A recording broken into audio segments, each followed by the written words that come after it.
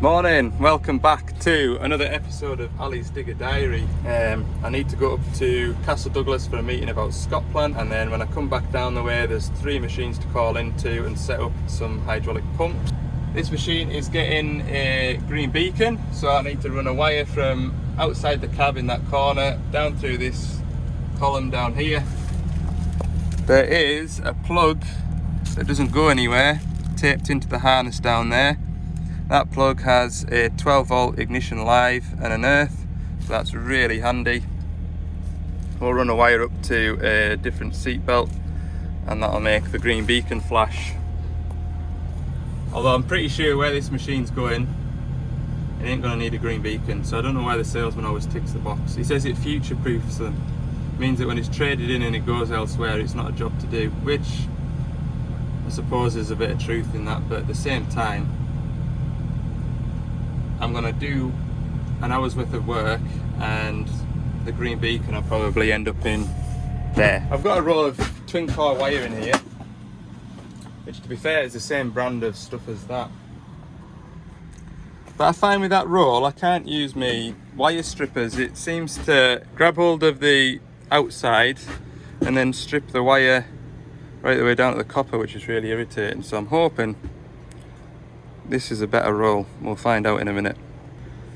You'll have to excuse the state of my toolbox, and actually the state of my tools is a disgrace. Well, certainly in this drawer anyway. But as you can see, this little pick, there's like 4 different sets of picks in here, but there's not full sets, and it's all the hook type ones that I never use that's left. That used to be a pigtail one that snapped. I've got a 90-degree one. I haven't got any straights left, or any of the pigtail ones that I use all the time. So last night I bought myself a new set of screwdrivers because I've got all sorts of odds and sods in here, so I'm going to retire some of these and have them as backup. I've got a new set of screwdrivers coming. I've got a big set of picks. I've got the small ones like that size, and then I've got longer ones which are like the size of that screwdriver coming. And what else did I order last night? There was 3 things. Oh, set of multimeter leads as well. I've got loads of these packs of multimeters, but it's the needle probes. These ones here for back probing plugs. They just eventually snap. So I've got a fresh set of leads coming as well.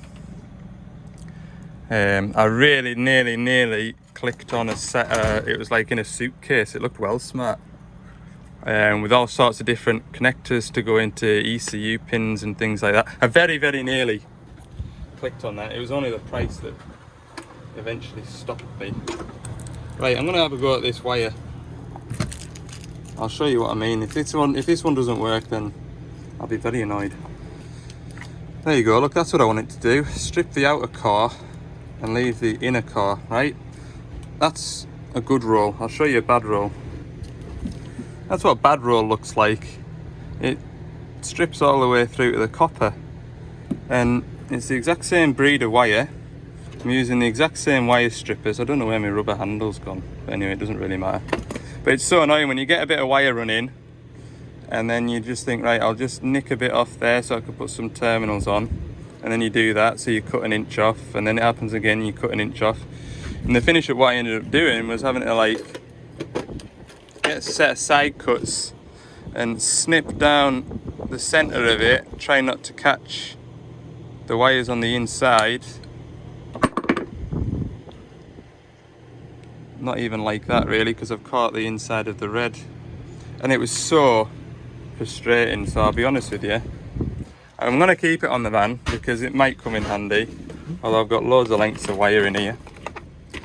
But yeah, it's really annoying. So I'm pleased this is a good roll. I am. Right, I'll unwrap it.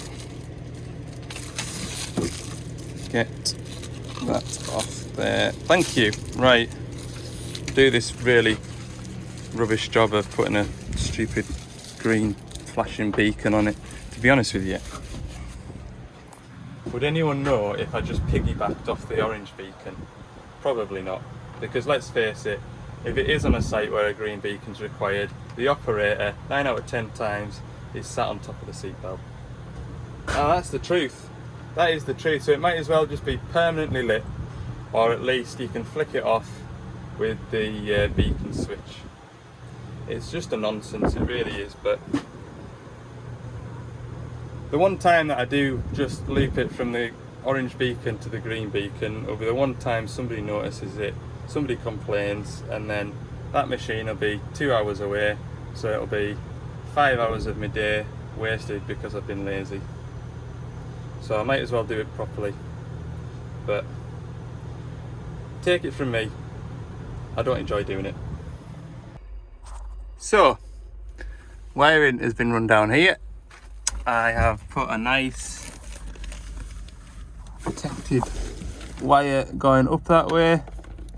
I've got my join down here which is protected by the conduit, and it comes up to my Deutsch plug, which is where my seatbelt is going to come in. So those 2 pins in there, one's going to be live, one isn't. So say that one there's live, and then I plug the seatbelt in, which then makes the connection and puts power down the wire next to it, which then sends a live all the way up to the roof and puts my green beacon on.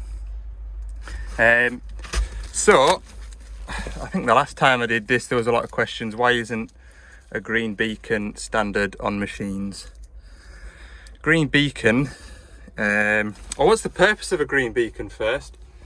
The purpose of a green beacon on the roof of a digger is to show that the operator is wearing a seatbelt. So when there's a dozen machines working away on a building site, the site manager can stand up in his container, his office, look out across his site and see all these little green beacons flashing, and it ticks the boxes for him for his health and safety stuff, because all his operators are wearing his seatbelts. So that is the purpose of a green beacon. It's just to show that you're wearing your seatbelt. Why isn't that wiring standard on these machines? Why doesn't it come from the factory with the wire in there or the beacon already there? It's a UK thing, from what I seem to gather. I get a lot of Europeans commenting, asking what's the green beacon for. So I don't think it's a thing abroad, it's just a UK thing. You know what our health and safety is like these days. And I think you can, there's even a purple beacon now, and I can't remember what the purple beacon was for. I think the purple beacon is something to do with either a slew restrictor or a height restrictor. I always thought it was when you unlock your quick hitch, the purple beacon comes on, so everybody knows that's around you that the quick hitch is unlocked. But I think it's something more to do with a slew restrictor.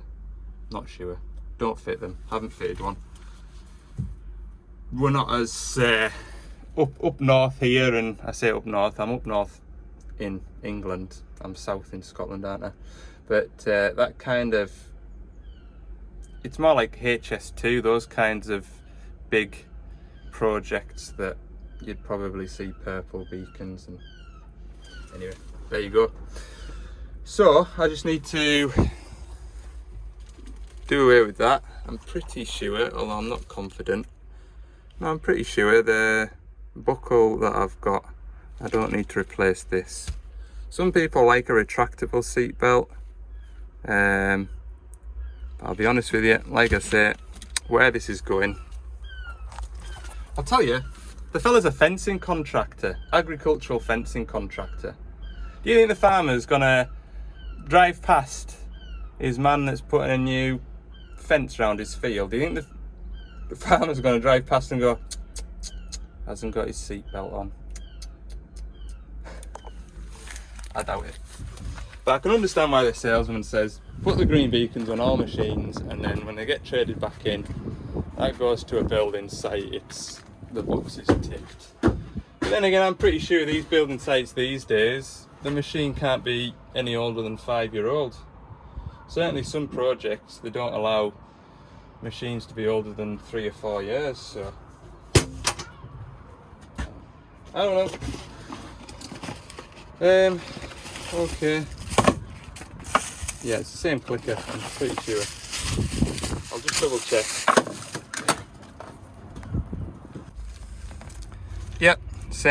same type, so we'll just keep that belt. I mean, we'll have hundreds of belts kicking around. I don't think they go in the bin, they just get put to one side, don't they? It's one of those things, oh, you never know, I might need a belt. So, end up with loads of different types and shapes of clasps. So should the occurrence happen where we need to put the orange black belt on, then we can. I mean, it's only a bolt, but what I find with the retractable belts with these mini diggers is that the body of it sits there and it fouls up this, so you either have to have it pointing like straight up the way, which means it kind of cuts across your hip when you do put it on, or if it's pointing out that way to go across your lap, it rubs on the plastics and just makes a bit of a mess. So I just prefer to keep the strap. Right, I've made that into a long story. Let's get this belt all done. There's a job I've been meaning to do for about 18 months. Put new batteries in my multimeter, because occasionally I leave it on. Anyway, when I come to use it, it does come to life, and then you might be doing like a continuity check like that. So when I join these two together like that, it beeps.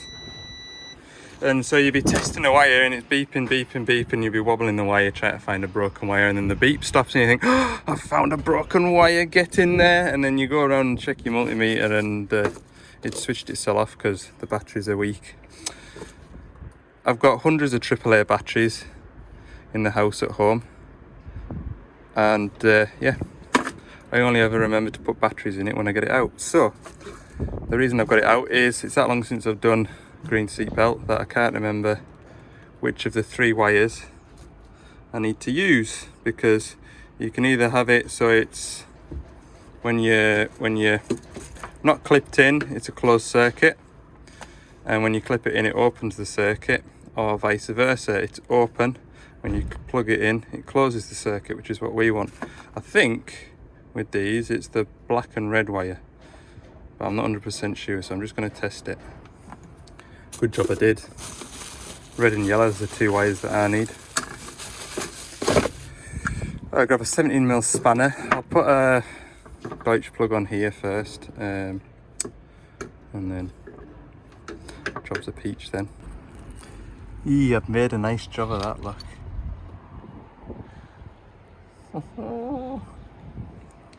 Almost looks professional, that. Right, go and fire it on. Okay, so I've cut that PDI short. I've got all the wiring in the cab done, just over there. Did all the wiring in the cab. What else was I going to tell you? Yeah, I got a phone call. Customer with a loading shovel has an oil leak on the transmission when it goes into 5th gear.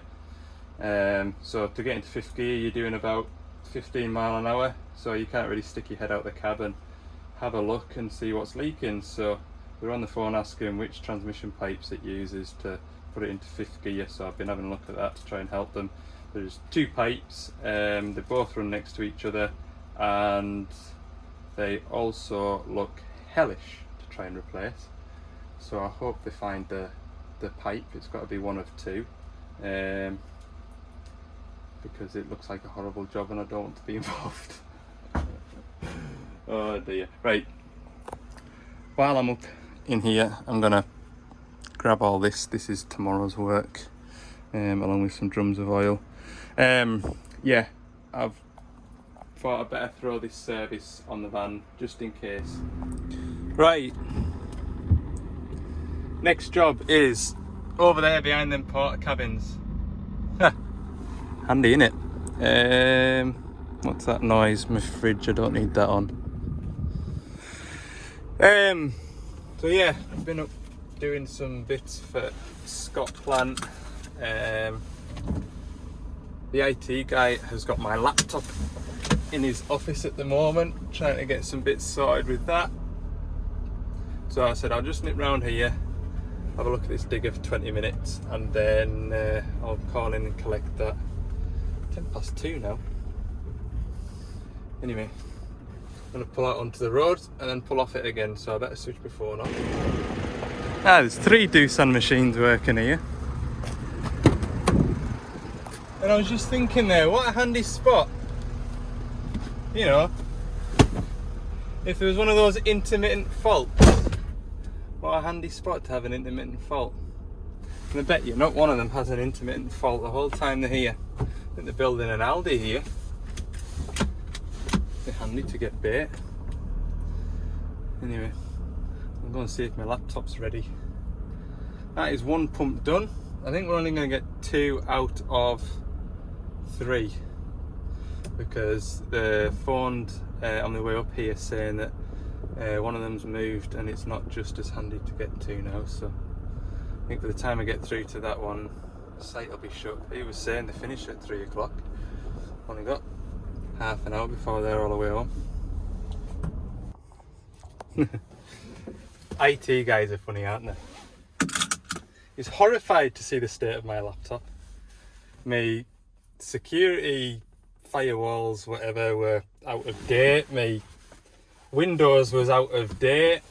And I needed so many different updates performing. He says, God, there's about a day's worth of updates to do here. How long are you here for? I says, 5 more minutes, I've got stuff to go and do. Oh, Lord. Right. We'll go and get a 6-tonner looked at. That only took me 5 minutes, that 85. The fella didn't want me to touch it, he quite liked it. But I've got to do what the owner says. Right, on to the next one. There's another one done. That is the second one now, and the second operator that said, I haven't complained about it. I quite like this machine. It's better than that yellow one over there. So, anyway, one more to do, and I'm definitely going to get it because it's only 3 o'clock now. Here, look at this. Don't see many of them on a building site these days, do you? I remember when I was a boy, there would always be a back actor on a building site. Usually JCB, to be fair. But there you go, there's a cat. Meow. Right, onwards. I've made it to my last digger. It's just round there. It looks like it's part of this tarmacking crew. There's a wagon just behind me unloading some equipment. I think I'm just going to help myself. I did try phoning ahead before I got here, but I didn't get an answer, and I'm here now, so I'm just going to just you watching. 10 minutes time there'll be a security guard over here wondering what I'm doing, but hopefully in 5 minutes I'll be back in the van and leaving. Right, I've made a slight adjustment. I haven't found them to be too bad, but the owner of these machines, or the plant manager of the machines, wants them turned down a bit because they've had a few complaints about the controllability. So yeah, basically what we're trying to eradicate is when we're pulling the dipper arm in and sort of trying to bring the bucket across the ground nice and level, is we're trying to stop this, which the 62s and 63s aren't really that bad for. The 85s have a bit of a reputation for it, but it is a simple adjustment that we do, and I can just see all the comments now asking how I do it, and I am not telling people because you can do a lot of damage by doing the wrong thing. So I'm going to show you now after the adjustment, although it might be a bit difficult for you to see. If I spin that way, right, I'm not a digger driver, but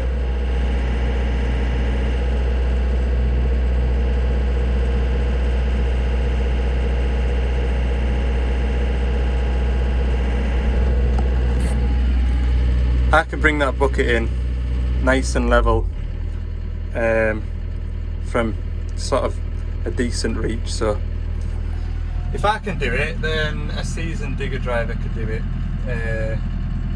But like I say, the operators that I visited today have all said, yeah, you pick up the controls and initially everything feels a bit sharp and jerky, but within an hour you've got used to it and it's fine. So anyway, that's that done. I'll put this back, leave it where I got it, no one will be any the wiser, and I think I might go home. Morning. What's it today? Oh, it's Saturday today, that's right. We're here to do some servicing again.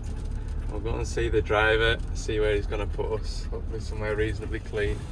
We were just saying, in I've gone cold, so at the start of the week, the temperature in my van, I was setting to below 20 degrees for the first time since September. I'm sure I mentioned it. I had to put it to 24 degrees because I was freezing when I walked out to the van this morning. It's only 4.5 degrees. He was just asking us whether I want it up the top where that other shovel is. I said no, leave it down here because at least we're sheltered from the wind. So anyway, he's gonna put the shovel somewhere in that direction. I always wait till they've parked the shovel up before I manoeuvre the van because, like I say, it makes a big difference if you can just get the van in the right position. It does save time. Yeah, so we're going to do a 2,000 hour service on that today. Transmission and engine, hydraulic filters, AdBlue filters. Yeah, at least it's not axle oils today. That is a positive.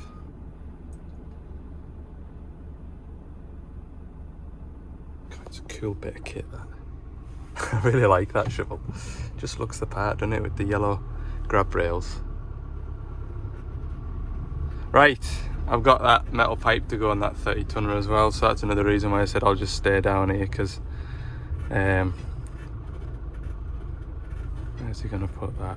That'll do there. Just let's go that way a bit. And stop. And then I'll reverse the van round to the back of it.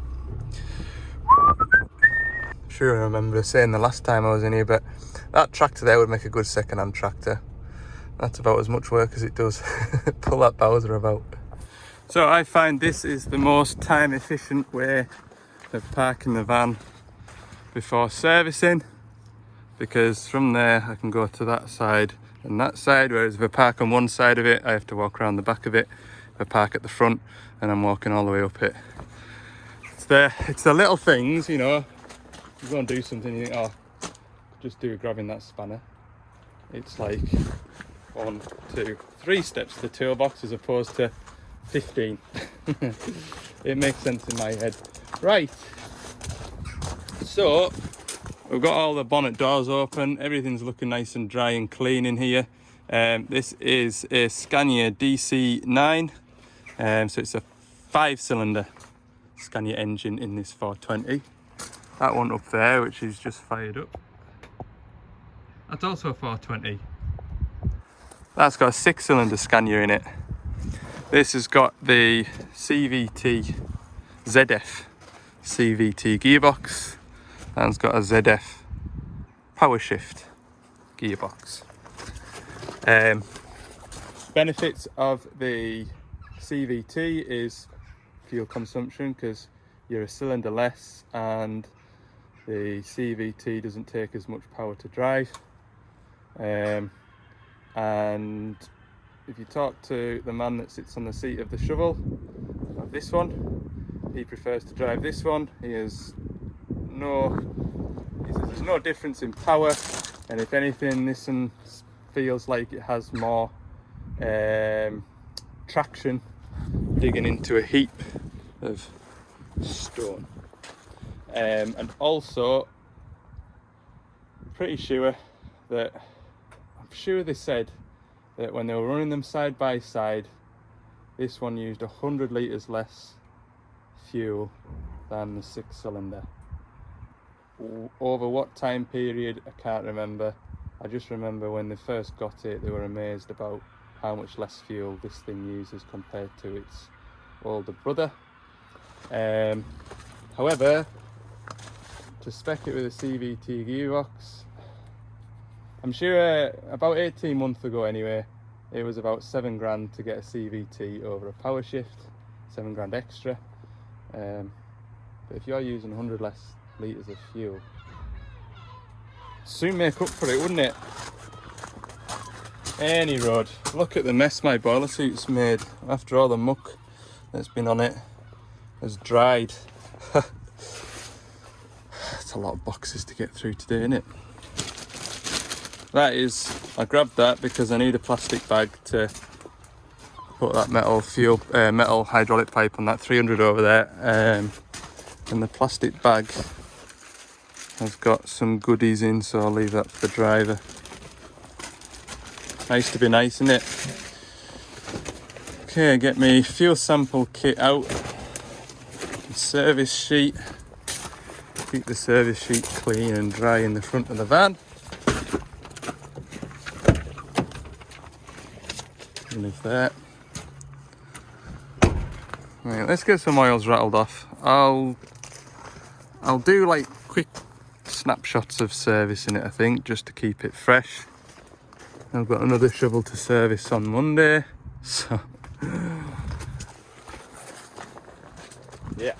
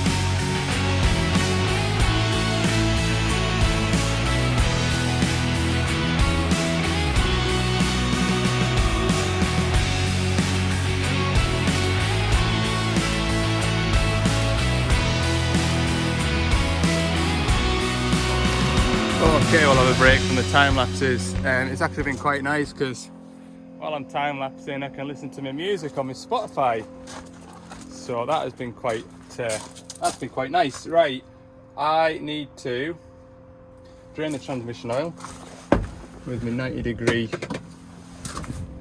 doodah.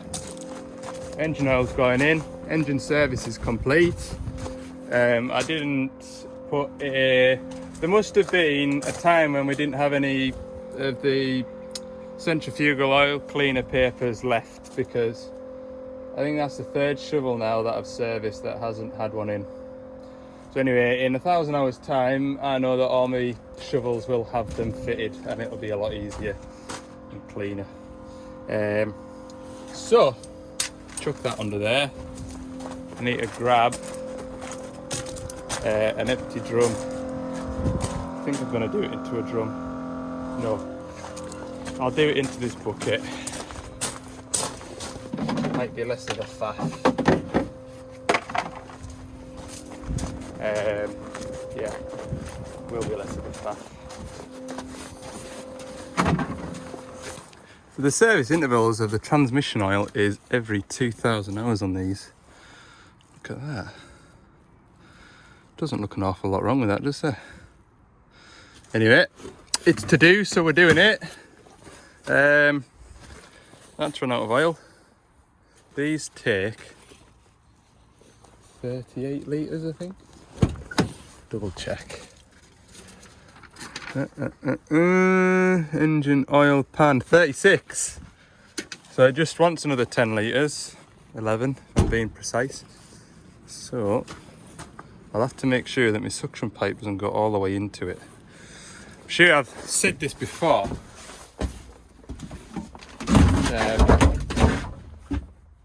I'm sure the last time I serviced this I said the exact same, and then I ended up with too much in it and I had to drain a little bit off. But much sooner pump it in and pour it in. Right, I'll keep an eye on that transmission oil as well. I think it'll definitely fill that tub.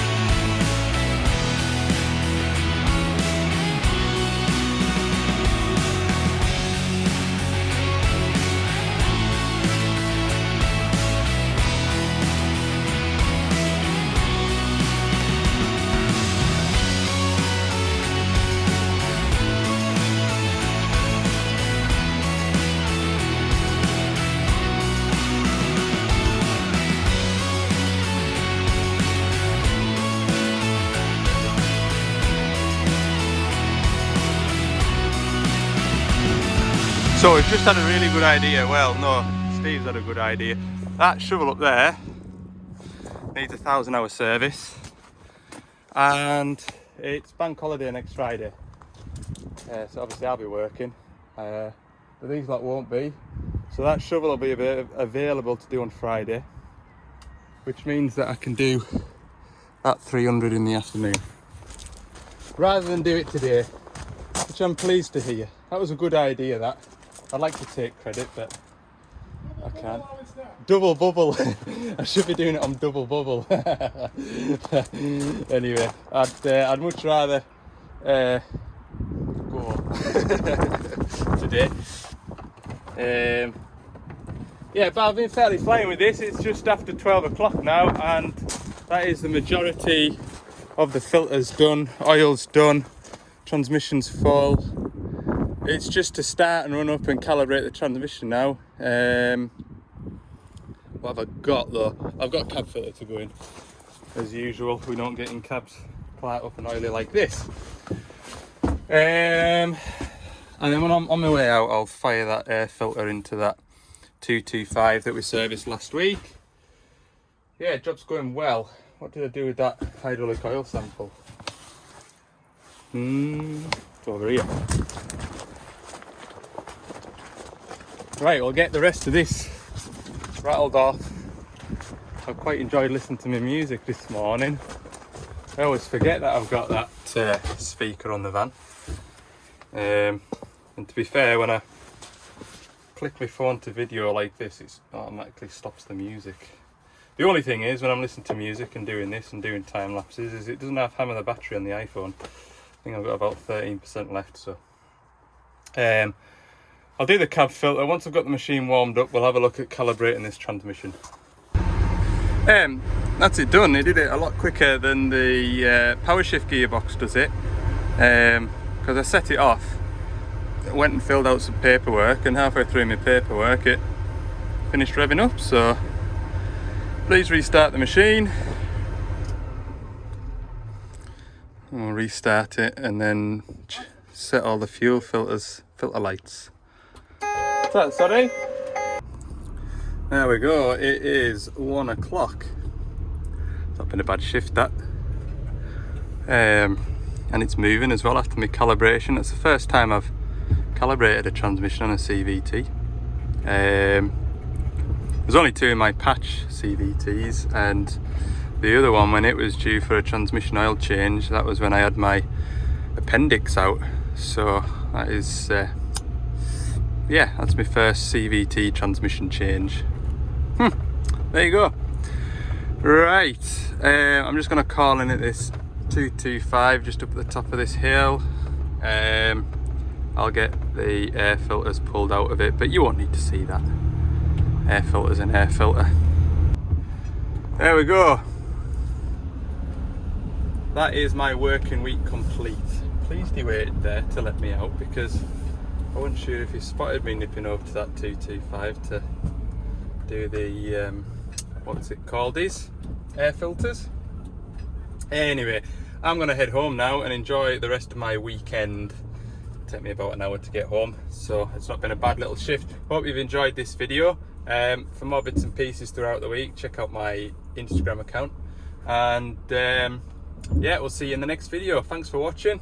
If you've enjoyed it, please click the like button, and if you haven't already, I'd appreciate it if you hit the subscribe button too. That'd be good. All right, see you in the next one.